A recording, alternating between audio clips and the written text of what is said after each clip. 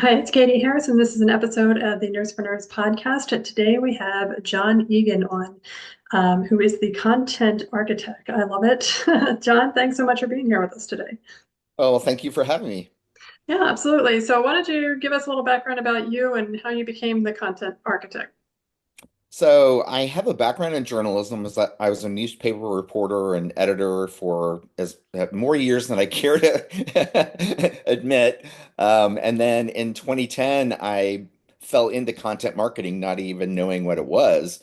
And I've been doing some form or fashion of content marketing since 2010.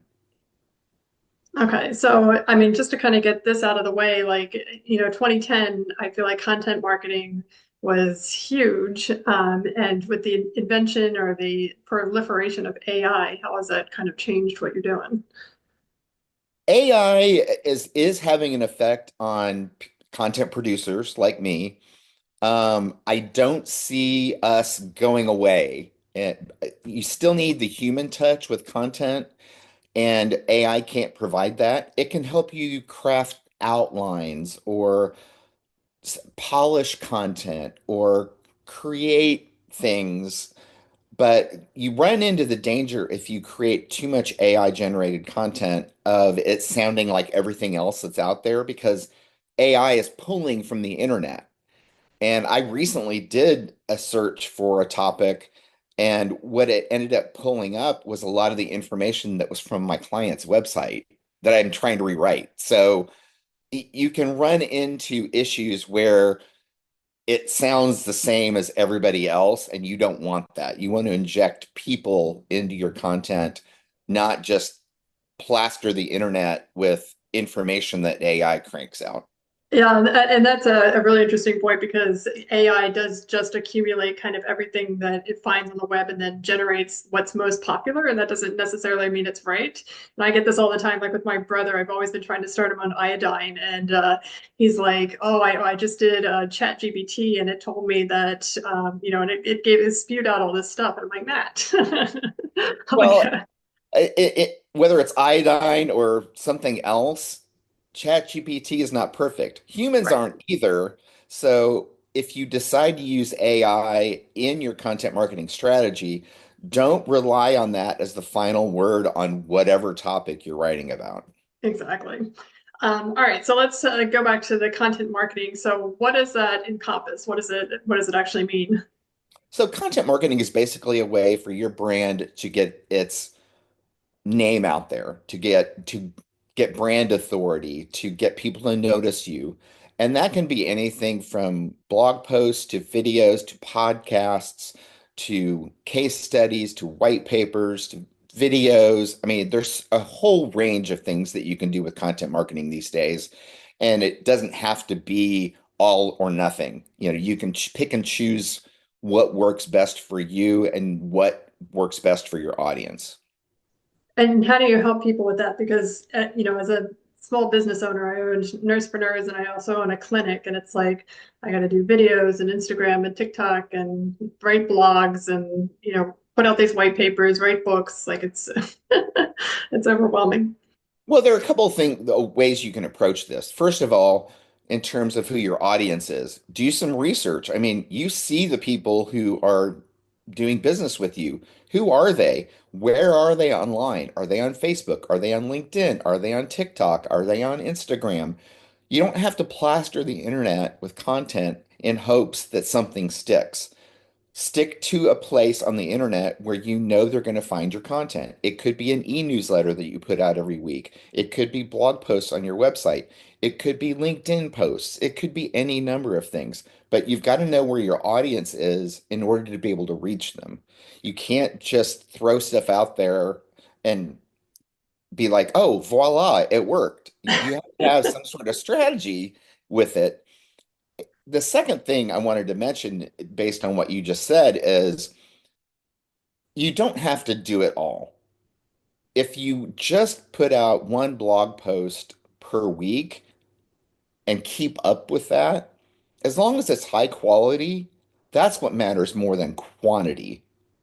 This is not a numbers game in terms of putting out 5 blog posts a week. That's not the goal. The goal is to put out high quality content that stands out from what else is out there, including things that are generated by AI that sound like everything else that's out there. You want to stand out from the crowd. You do want to deliver information and knowledge and entertain people and enlighten them, but you don't have to put stuff out there that doesn't align with your audience. I wrote a book about content marketing. One of the things I mentioned in there is one year at the VMA Awards, Lady Gaga wore a meat dress. Well, that could attract a lot of attention from people who want to read about the meat dress she wore.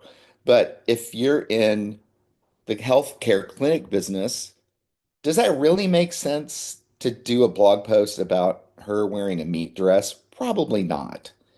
Um, y- you're not People Magazine, you're not TMZ, you're a healthcare clinic. So stick to what people are looking for in your content. And that usually is they're wanting an answer to a question. How do I do this? Or is iodine good for me or bad for me? Or how do I lose 10 pounds in 2 months? Things like that are what people are going for. And you can easily type in things into Google and it can start popping up commonly asked questions. And if you put in one question, there's usually a box on that page people also ask or something along those lines. Those are ideas for topics for content that you should latch onto because that means people are searching for answers to those questions. Yeah, absolutely. And I think we kind of get caught up in the I have to dance on TikTok as opposed to let's actually answer questions that people are asking in And the first place. I don't want to give the short stick to TikTok or Instagram or some of the more fun platforms. They have a place, but TikTok and Instagram tend to be more lifestyle oriented. So Hmm. if you are in the business of some sort of lifestyle brand, like a medical spa, then TikTok and Instagram and YouTube and other platforms like that might make sense. But again, you need to know where your audience is. If your audience skews younger and that's the client base you're going after, you need to be thinking about not Facebook, but TikTok and Instagram Hmm. and places where you get these quick dopamine hits, so to speak, from consuming content. Whereas if your audience skews older, they may tend to be more inclined to visit Facebook more frequently. So Hmm. you have to understand your audience. Right. Yeah, absolutely. So what about like storytelling in the midst of all of this? How would you incorporate that into content marketing? I believe that storytelling is what can win the day in terms of content marketing because, again, it'll separate you from a lot of other content that's out there. There's a lot of junk on the internet. We all know that. But people like reading about people, they like reading about compelling stories. If you've got a patient who solved a problem and something miraculous happened to them as a result of it, maybe they had some sort of med spa procedure that completely changed their outlook on life and their self-confidence. That would interest me, especially if I'm in the market for a product like that that could boost my confidence. But if it's one thing to hear it from the practitioner, it's another thing entirely to hear it from somebody who's actually gone through the procedure and saw positive results from it. That's who people want to hear from. They want to hear those stories that are compelling. Uh, a great example I talk about in the book I wrote is there's a charity called Charity Water and they bring water to villages in different countries that lack access to clean water. A little girl in the Pacific Northwest had wanted to raise money for this charity. She died tragically in a car accident, and word got out that her wish was to raise money for this organization. And they ended up raising a huge amount of money. The word spread very quickly. She was, if I remember correctly, around 8 or 9 years old. So I saw this video that was produced by the charity, and it was mind blowing because the videographer went with the family to the village where this water had been installed and given access to this village to clean water because specifically of the campaign that was done in honor of this little girl. I was in tears. I get teary-eyed every time I see it. So I will never, ever devalue a good story over something that you generate with AI. It's just Yeah. they're in completely different categories. Yeah. I mean, AI is not developing a tribe behind it, and it's No, not no. compelling people to do things. So I don't know that any AI generated content has ever made me emotional. that's a good point. Yeah, no, that's a good point. And yeah, when you want to separate yourself from everybody else, yeah, going AI is not going to help. No, Um, no. I mean, again, you can use it for outlines. You can use it for polishing your content. You can use it to generate topic ideas and titles and all sorts of things you can use it for. You can use it to come up with business names. I've done that before. yeah, it's great. Or titles for a report or something like that. But I don't throw all of my confidence in AI because I'm not fully confident that AI can produce anything that stands above what a qualified content creator can do. Right. Yeah, and I like it for scaffolding or outlining. So you never have Yes, to look at a blank piece of paper. It's like, give me some ideas on how to structure this blog post according right, to blah, blah, right. blah. Yeah, but you don't depend on it to write the whole thing. Right, exactly. Now you've also worked with the top media outlets. You said you were a journalist. So how do you feel like your experience as a journalist has, I guess, shaped the way that you approach content marketing? Well, a lot of the clients I've worked with are very rigid about fact checking, believe it or not. Some people might think that things just get thrown onto the internet and there's no rhyme or reason to it. I have to adhere many times to very rigid standards about fact checking, about how old the information is. A lot of times they want no information in my article that's maybe more than 2 or 3 years old. They want it to be spell checked before I submit it. They obviously want it to be structured well and follow the structure that they outlined for me. So it gave me the sensibility and the knowledge and the skills to do research, to do fact checking, and to know, okay, this source of information is reliable. Like when I write health and wellness content, Mayo Clinic and Cleveland Clinic, no problems. I fully trust the content that they put out. But beyond that, you have to be very careful about where you get your information from because it may be a legitimate organization, but they may not be as rigid as the Mayo Clinic and Cleveland Clinic are about making sure the content is accurate and balanced and it makes sense and it's Mhm. not written like it's for an academic journal. So there are all sorts of things that being a journalist has taught me. But at the core is be as factual as you can with the resources that you have. With the internet, there are infinite resources, and I can't tell you how many times I've been researching a topic, and one website says this, and one website says this, and one website says this, and they don't agree.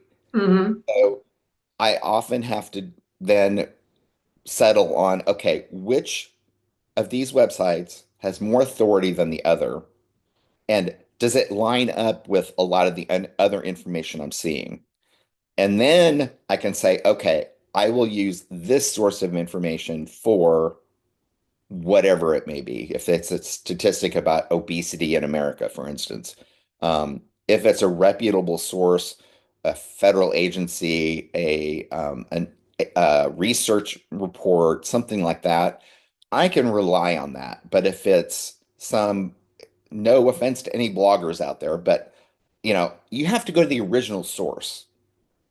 Don't cite somebody who cited something because oftentimes a statistic will get repeated over and over and over and over again. And I can't tell you how many times I end up going down that rabbit hole and find out it was from a study done in 2012. Well, that is so outdated. So much has changed in so many different facets of our lives since then that chances are that information just is useless at this point. Yeah, absolutely. And sadly enough, we have the same issue in medicine. Like it's like one of those things where they did one study, maybe it was flawed, but it's the one study that everybody keeps repeating over and over and over and over again. And it's like when you actually go back to that source, you're like, well, this wasn't even done well. Like, why are we basing Right. everything on this? Yeah, you have to use some reasoning. You have to go back and say, was this study done well? Was it a study of 10,000 people or 10 people? Because you'll see studies where they have a very small cohort of people who were surveyed or who were followed and tracked for a year or two on some sort of health issue. Um, you really have to be skeptical about any sort of research that's done that has a very small pool of participants or respondents. Yeah, absolutely. So let's talk about your book for a second, The Stripped Down Guide to Content Marketing. What made you write it and what is it about? It covers the bases in terms of content marketing. And I wrote it because there wasn't anything like that when I got into content marketing, and I didn't even know I was getting into content marketing. A lot of people don't understand what it is, so I go over the explanation of what it is, how to put together a content marketing strategy, how to storytelling is a part of one of the chapters I have in the book. Search engine optimization is another part of what I talk about in the book. It looks at some of the big chunks, big components of what is in content marketing and drills down into it, but not at a level where the average business owner wouldn't be able to understand it. And it gives some real life examples of how some of the content I've created and distributed has worked or it hasn't worked. So now a lot of my audience, they're nurses and they have businesses like IV hydration, med spa, wellness. What would be some, I guess, advice or where would you start them with their content marketing? Let's say they just started and they're a clean slate, they haven't done anything yet. Where would you focus, like a med spa or IV hydration? Well, I would start with the basics. So there are going to be people out there who are going to want to know what is IV hydration. Then you can branch out from there. What are the benefits of IV hydration? Um, there are all sorts of subtopics that you can then explore based on that very top level. What is IV hydration? And the same is true for any of the procedures that are done. I actually helped rewrite a website for a person who does plastic surgery I don't remember which state, but it's on the East Coast somewhere. And a lot of it was explaining terminology like, how Botox works and how fillers work and all sorts of things that are involved in what a med spa might do.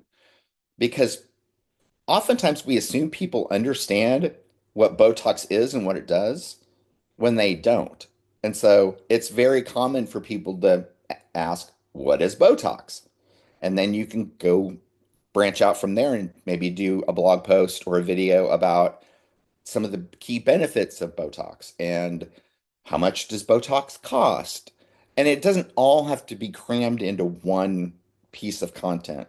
You can chop it up and you can also repurpose content. So if you do a video about Botox, for instance, perhaps you can turn that script into a blog post for your website or a social media post or chop up the video and use some of it for Instagram or TikTok. Yeah, I love that. And it's funny that you say that because especially in med spa and IV hydration, we're all so caught up and we know all this stuff, but it's like, you know, it there's so little in a med spa that, other than Botox, that anybody knows about, and we're always, people are like, oh, I got the BBL. I'm like, what is that? I don't even know what it is. Like, I don't know why I want it. Why do I want to pay like thousands of dollars for this? And I think having like examples and what you said before, like the storytelling, that would be a perfect way to sell and explain at the same time what BBL is and how it could help somebody. Yeah, I mean, if you've got a patient who's willing, who's good on camera, and wants to talk about the boost that Botox gave them in terms of their self-confidence, for instance, that is going to speak volumes rather than you talking about it and you talking about the achievements of your company and the achievements of you, the people at your company. People are going to come, for instance, to a med spa wanting to know how do other patients feel about this? And that's where reviews and testimonials come in handy, and that's part of content marketing. Yeah, and I heard somebody say one time, like Amazon has done this, beautifully. You get the reviews, you get the explanation, you get pictures, you get videos, like everything. Like, and for things as simple as like, I want to buy like a cup, there's like so much information that, and it's extremely helpful. You can and buy in different versions and subscribe, and they've done an amazing job with Mhm. with that. And again, you don't have to answer all the questions. It's like I told one of my employees once, we're not writing a novel here. You're probably writing a blog post or a case study or a white paper or an ebook. It's not a novel. It's not you don't have to cover everything. That's Hmm. the beauty of content marketing is that you can slice and dice and talk about specific subtopics within a bigger topic like Botox. Now, do you have a favorite type of content marketing that you just love to do? I mean, I really enjoy writing blog posts, but right now I'm working on with one client on an annual report, and that's been interesting. I'm Annual working report on an for annual content writing? report for yeah, that's content marketing. Um, Oh, they talked about what happened in 2024, what they're forecasting for 2025. It's a commercial real estate company. They talked about what happened in each of the markets where they operate. And so I'm polishing the content that is coming to me and then creating some of the content.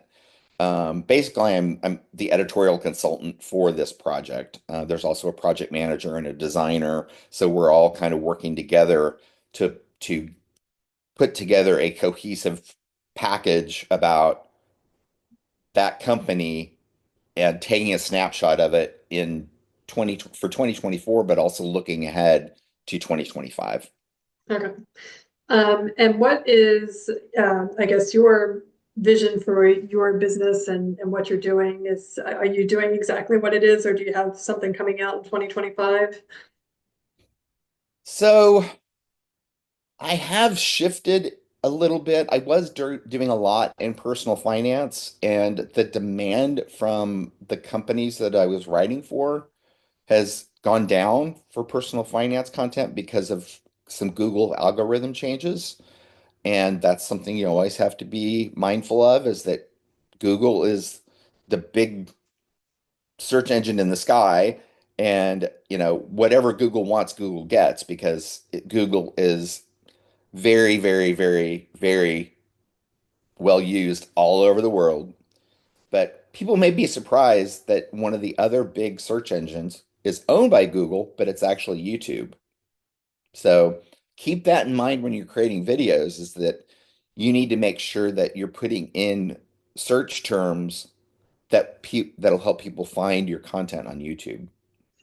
Yeah, absolutely. And then we didn't even really touch on SEO, but I mean, SEO and content marketing go hand in hand, right? Like, I mean, you They wouldn't do. create a content marketing plan without doing an SEO search. Yeah, and if you have the bandwidth and the resources, you can have a consultant or an agency do an SEO audit to find out what keywords you're hitting and which ones you might want to include either on your website or in content. There are tools out there you can use. One is SEMrush, which is great for doing research about keywords. Google Analytics is another tool that can kind of come in handy in terms of figuring out specifically, for instance, what kind of content is resonating with folks and what they're clicking on most, how quickly they're dropping off your website. I mean, it can tell you all sorts of data that you may or may not want to Want to know? see. Yeah, exactly.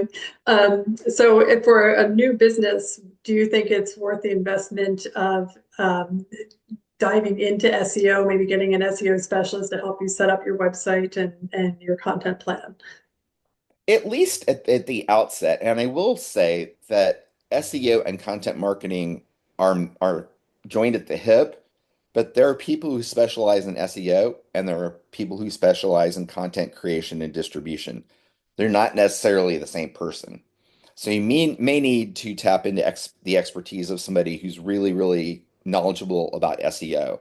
I know enough to be dangerous, but I could do an SEO audit, but I would probably refer you to somebody else for that.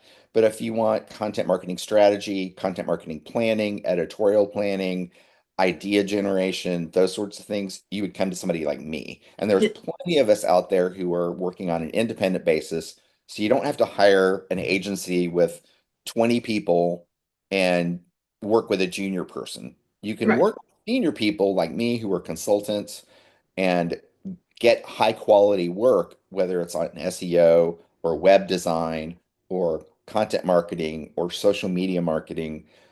There's any number of people who have very solid expertise in those and many other areas related to content marketing.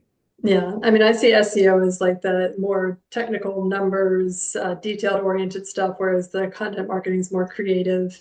And I kind of align it too with like web design and web developers. And I was doing websites for a while and it was like, the web developers always say they can do web design and come to find out that's not true at all. Like Yes. web design is very creative and web development is very like detail oriented. Yeah, it's more nuts and bolts. It's and a lot of coding, whereas web design is much more about the look and feel, Right. the color palette and the fonts and all that stuff. I was fortunate enough that the person who recently redesigned my website, was also really good at writing copy. So he wrote a Mm, lot of copy for my website. And the good thing was, the first round, it was kind of like, not quite what I was looking for. He took another stab at it and it was as if he read my mind. I mean, right. it was very, very well done. So, and I referred somebody else to that same designer based on her seeing my website. So, if you find a good web designer, especially one who can write copy, they're good. Yeah, they're gold. Absolutely. All right. Well, so can people work with you one-on-one? Do you still take clients? Oh yeah, yeah. So my website's johnegan.net. I'm on LinkedIn, so if you do a Google search for John Egan writer, I'm usually the first name that pops up. There's a John Egan soccer player in Ireland who hogs up a lot of Google, um, and some other people named John Egan, like a skier, a musician, a priest. So, I always tell people if you want to have a little fun, go Google your name and see who comes up because you may be buried in search results, or you may end up being one of the highest. I'm fortunate that I've got so much content out there that I've written, and that a lot of my stuff comes up because my bio is in on dozens of websites at this point. Yeah. Yeah. Yeah. When you Google my name, my full name, Catherine Harris, the whole debacle with the hanging Chad from the Bush administration, Oh yeah, yeah, yeah, that all comes up. I've been able to bury a lot of it, but yeah. It can be eventually. tough. One of my friends was joking, but not joking. Said, "Oh yeah, I Googled your name, and there's the soccer player. He's better looking than you are." I'm like, thanks. He's also like 30 years younger than me, and he's a soccer player. Yeah, I was going to Uh, say you have to ask the right person, the yeah, 14-year-old girl or the 40-year-old woman. yeah. it just depends on your audience, getting back to the fact that you need to know your audience. Absolutely. Awesome. Well, John, thank you so much for sharing this with us today. This was Thank amazing, you. and your book is available on Amazon, Yes, so people can get it there. And yeah, well, it's thank you so much. available in hardback, paperback, and audio. Awesome. Love it. Thank you. Thank you so much.